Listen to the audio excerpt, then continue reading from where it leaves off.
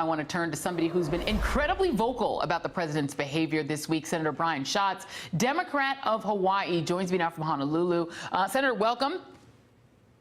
Thanks, Joy. Thanks for having me. So after Charlottesville, you essentially said this is not your president, that Donald Trump is unfit for office. It's not something we hadn't heard before. With Bannon gone, does that change your view? No, it really doesn't. And there was a fascinating panel about what happens next with Steve Bannon. And he is obviously an outsized character, a grandiose character, and a dangerous person to have proximity to that much authority. But in the end, the failures of this presidency are the president's failures. And what happened in the wake of Charlottesville was a perfect example of that. What we saw was that, by all accounts, the president had a script that he was supposed to read where he met the basic moral test of being the leader of the free world, which is to say that he knows the difference between Nazis and people who protest against Nazis, and he's the one that went off script. So as dangerous as Steve Bannon is, and as thankful as many of us are that he's leaving the White House, I think the real problem is the President of the United States, and that's not going to change anytime soon. And I want to put up the tweet that you put up on Tuesday. This is the day after Donald Trump's unprecedented press conference where he supported the white nationalist marchers. And you wrote, "As a Jew, as an American, as a human, words cannot express my disgust and disappointment. This is not my president." Bannon has signaled he's going after, quote, the globalists. That usually has a very loaded meaning when people, especially at Breitbart, use that term. Do you believe that Jewish members of this cabinet should resign in protest, particularly given that Breitbart is signaling they're coming for them? Yes, I think they have to. I think people of conscience can't pretend that this president is something that they had hoped he would be, that they were hoping that he would be competent, that he would be a deal maker in the middle, that he would be a pragmatist. I remember reading an article online at the very beginning of the presidency that he was going to function as sort of an executive chairman and allow each one of his cabinet officials to run the government as they see fit. None of that happened.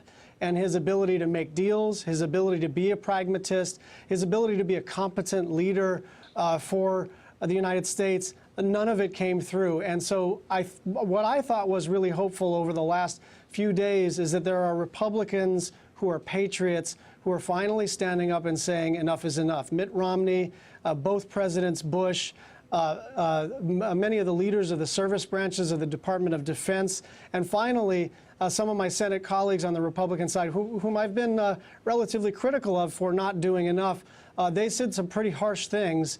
And I think that this is the beginning of the end of Republicans being able to hide behind some imaginary Donald Trump that clearly doesn't exist anymore. This person is not capable morally, politically, or in terms of his competencies to lead the free world. But notably not on that list of people who've stood up to Donald Trump in the wake of this the Monday press conference are Mitch McConnell, who issued a statement much later and some private concerns, and over on the House side, Paul Ryan. Without their leadership, do you expect your colleagues on the other side of the aisle to have the courage to stand up to him more than with words? I think there's a groundswell, and I imagine that the Majority Leader McConnell and Speaker Ryan will be among the last to turn. But I think, you know, one of the things that was exciting for the country in the last week of the work period was John McCain's no vote, where we rejected what they were trying to do with ACA, but also a 98-2 vote for tough Russia sanctions, which obviously the president was trying to stop all the way through. Yeah. So even in that week, and add to that Jeff Flake's very sharp comments that week, you had the beginning of the mouse that is the legislative branch starting to roar. Yeah. I don't want to overstate this because I think we have a long way to go, but I was encouraged by Republican patriots, people with whom I disagree on almost everything when it comes to policy, but who are moral and decent human beings who want to do the right thing by the country, who say, look, I have very few bright lines, but understanding the difference between Nazis and the people who oppose Nazis is one of those bright lines. And I think we're going to see more of that rather than less through the fall. Yeah, you would think. Senator Brian Schatz, thank you very much for your time tonight.